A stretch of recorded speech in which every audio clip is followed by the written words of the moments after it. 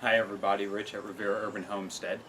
Today we're going to talk about compost. It's one of the most important things you can do for your garden to get that soil really working for you. It's good to maintain a good compost pile and always have it to where you can add it to your beds every time you plant. So let's get a closer look at it. Alright, so here you see a pile of my grass that I just got done cutting about 2 weeks ago.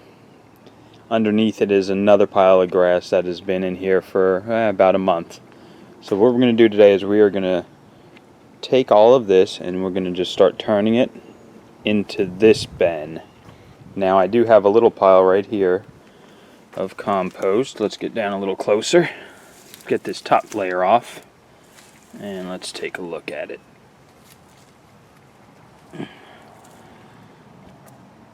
Nice dark compost. You squeeze it as tight as you can, turns into a little ball, but look, it just flakes away. Doesn't compact, doesn't get hard, and it's just full of nutrients. So we're going to take this and we're going to store this for when I need it. And then we're going to, like I said, turn the other compost into this pile. Now just a quick little overview. You don't need to turn your compost, you don't need to water it. You could just pile it up and let it naturally turn. The problem with that is it just takes so much longer. If you take the time, maybe I do it once a week on the weekend. I'll come out here, I'll flip it around, I'll just mix it together, get the already almost finished compost up to the top, get all the microorganisms and the bugs all mixed in, and just moisten it up a little. As long as you keep it moist and turned, it'll really cook quick. And then you'll just have it ready. You always want to have a constant supply, or try to. It's hard, especially right now it's December. We haven't really had a winter here in South Florida, so I'm still being able to mow my grass, which is perfect because it's a big mass that I use there. And then also obviously our salad scraps and stuff like that. You can add all that, no meat, no dairy, just vegetable matters and stuff like that, coffee grinds, coffee filters, all of that can go in perfect. So let's get the already finished compost out of there. We'll get that stored and then we will turn that one, water it, and just kind of have it ready and let it start working. Let's do it. Alright, so let's see how much compost I have here that's pretty much done. Look at that. Good stuff.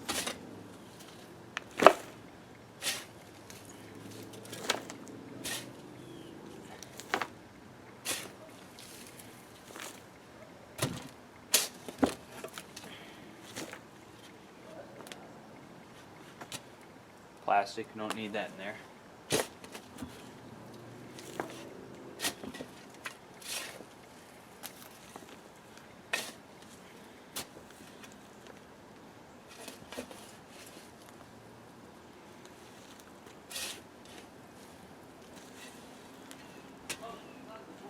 Alright, as you can see, I'm starting to get down to the sand of the Florida soil, so that's enough.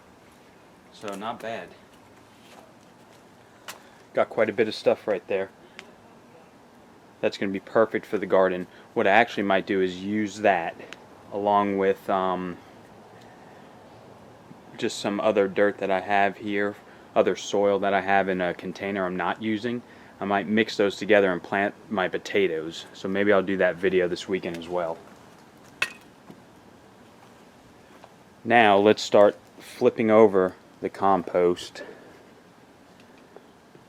that isn't done into this new bed.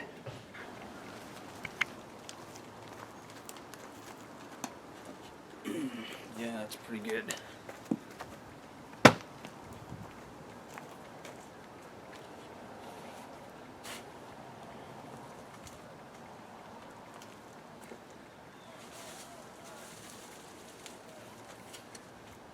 You could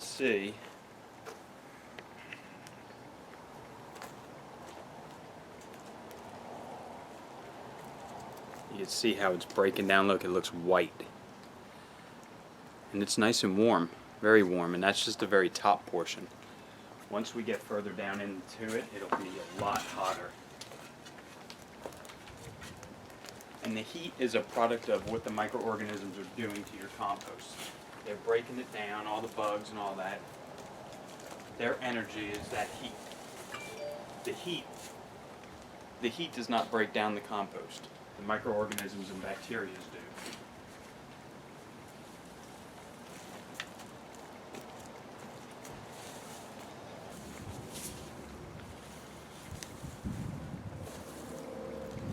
It's actually still pretty moist because it rained here the last couple of days. So I'm just going to turn it and then I'll moisten the top. Normally what I would do if it's dry, I'll put some, I'll water it, add some more, water it, but it's still pretty moist, so.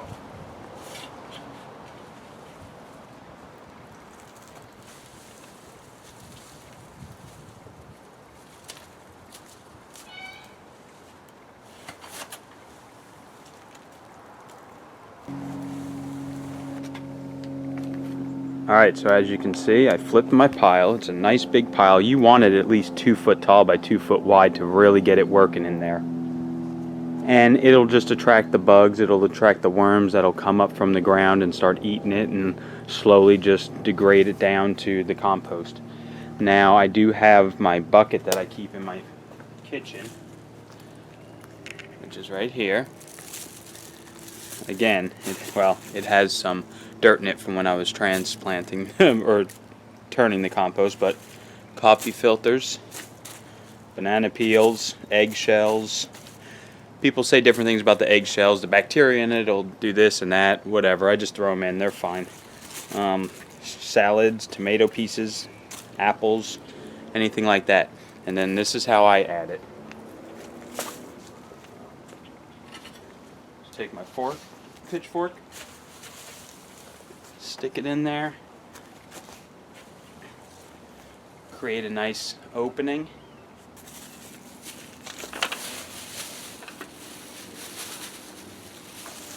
dump it down in there like that, and I always put a piece of paper towel at the bottom of the bucket just to catch all the moisture, and that's it. Cover it up. Boom.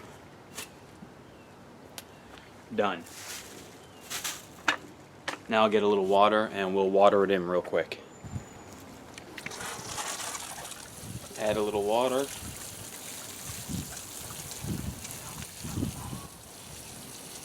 Like I said, it was already pretty moist, so I'm just adding a little bit.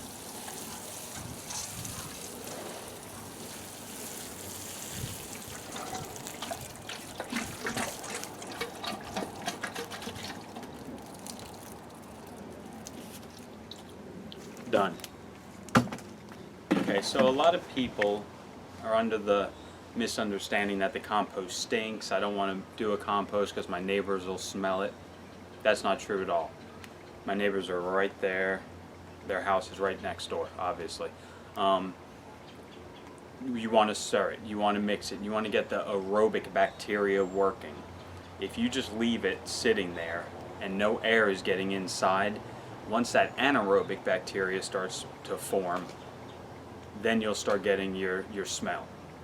But as long as you keep it turned, keep it moistened, you'll have the aerobic bacteria doing most of the breaking down along with the insects and the worms and such, and you won't get a smell. You really won't. I've been doing it for a couple of years now and there's no worries. So again, let's just point out some key points. Find a nice spot to maybe set up a 2-bin system like I have. I just use pallets from work, free pallets, no big deal. It doesn't have to be fancy. You don't got to buy those tumblers for $400 that you see on the gardening magazines and stuff. I like to try and be simple and cost effective. So start out with a little spot, mow your yard, collect your leaves, start putting a compost bucket under your sink so you can put all your scraps that go into the compost in there so you're not throwing them out in the trash, and just build up your first pile. Once that first pile is built, then you can start another pile. When you get this one about this big, 2 foot by 2 foot, 3 foot by 3 foot, whatever, then you start another pile. Then you work this one and you start adding into the other one for a while, and then you just keep it going like that. I have my neighbor in their front yard. They don't have any animals, they don't use any pesticides or herbicides on their yard. So when the neighbor mows the front yard, I have them collect and bag that and put it in my compost pile. That way I get double, you know. I don't use any kind of pesticides or herbicides or anything like that on my yard. That's why I use that. So yeah, so there it is. There's our compost getting nice and starting to work for me. And this other compost, like I said, that's what I'm going to do. I'm going to use this compost that we just collected, and we're going to plant some potatoes with that. Yep, I'm going to use that to plant some potatoes. I'll do a video on that shortly. I still have this bed here that I haven't even filled up really. What I've been adding to this bed is basically compost stuff. I've been just putting in grass from the summer, leaves, sticks, whatever. So not big sticks, but you know what I mean. And as you can see, if you pull this up, looky there, see? I'm getting the worms. These are actually like a little centipede or something. I get tons of those. And they help, man, they work. But then look at the soil underneath already, or the compost. It's starting to compost by itself. So I just add stuff in here. I don't go to the store and buy a bunch of potting soil and stuff like that for this bed. I've just been adding stuff. And little by little, it'll compost down, and it'll be a bed full of compost by probably, hopefully, this summer. While I have you out here, we might as well... Boy, that compost looks good. Let's just take a quick little look around the garden real fast. Like I said, it's December 9th right now. In this little bed right here, see all the lettuces starting to sprout up. I planted the lettuces over here because now in this is the south side of my garden, and it doesn't get much sun, okay, because obviously the sun is coming from the south. So my neighbor's house, which is right there, pretty much blocks most of the sunlight from getting in this bed. So I did lettuce because, like I said, it hasn't been cold really at all in Florida this year. So I figured I'll plant them in here and they might grow better. Because as you know, on my square foot garden that I have, which is amazing for kale, obviously, my kales, curly kale, that dwarf curly kale, dinosaur kale, they are just blowing up. I've been eating a lot of kale, which I do not mind at all. My carrots seem to be doing good, nice and bushy. Hopefully I'm getting some growth underneath. But my lettuces are kind of... I've gotten some lettuce out of here. These are kind of looking okay. But I really just truly think it's too hot still over here for the lettuce, and it gets too much sun. So I think that's arugula. That's a huge arugula plant. Some onions. And I'm still getting tons of peppers. Look at my purple jalapeno plant is just blowing up with purple jalapenos. I mean, they are everywhere. I have a huge Ziploc freezer bag in the freezer with tons of purple jalapenos. And as you can see, still getting flowers. We're still producing. So very successful right here for the purple jalapeno plant. Hi, Callie. And Jimmy Nardello is looking kind of... All of these pepper plants are kind of looking rough, but still producing peppers. And getting some Jimmy Nardellos. My Alaska, whatever, that one, Senza one. As you can see, starting to get some flowers again on there. Red Marconi, doing really good. And of course my poblano plant has been blowing up as well. Look at all of the flowers. New buds starting. Very, very cool. The poblanos have really done good this year. Last year I grew the same poblanos and got nothing. I got plant growth and no fruit or no peppers. This year I have another Ziploc bag in the freezer full of poblanos. Another good thing that's really starting to jumpstart is my sugar snap peas. Look at these beauties. Really starting to trellis nicely. And as you can see, starting to flower. Look at that.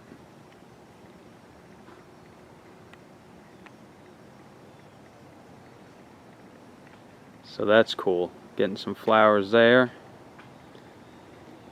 My bush beans, they were starting to do good, but I don't know. I'm getting some beans, but they're just not really growing too well. I'm not quite sure why, but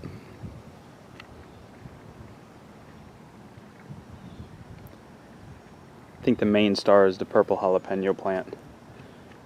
And, of course, my kale. So there you go.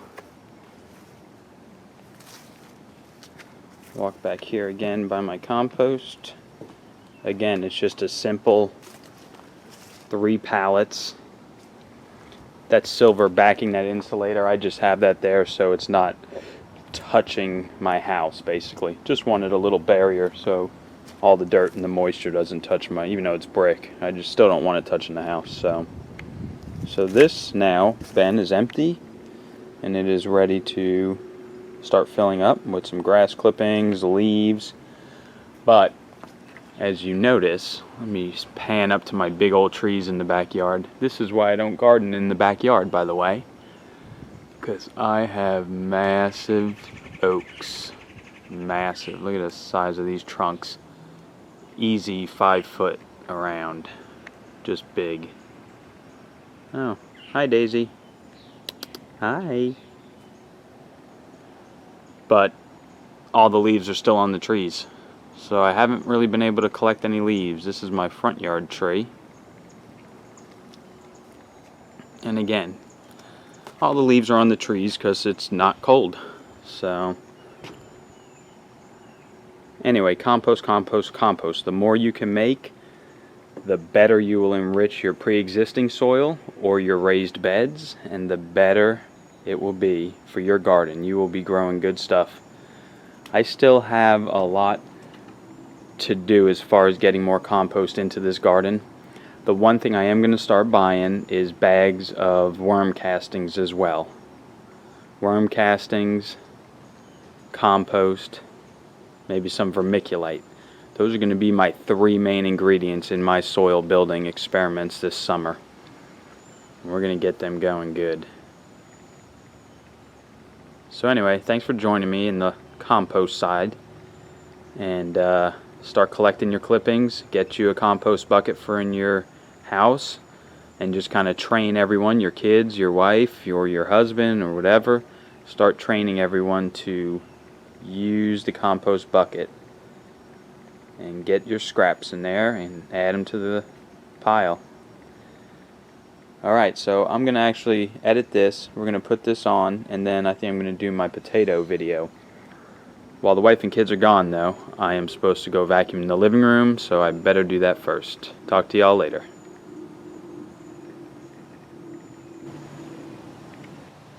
Just a quick little look at my pallet shelf I made for my orchids.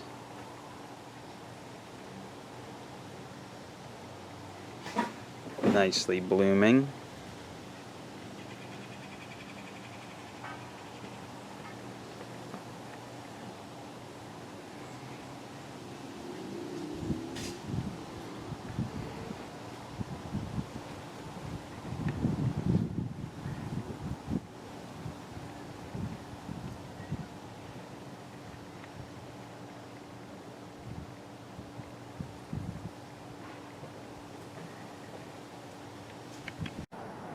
I don't know much about orchids, but as you can see, like I was saying, they are definitely love where I have them, right here, just out front, facing east. So they get the morning sun, but by afternoon it's kind of shaded so they don't get burned up by that Florida heat. And I just took a long pallet, cut it in half, and then with the two end pieces, that's what I used for my legs, my sides. So works out great, and it was free.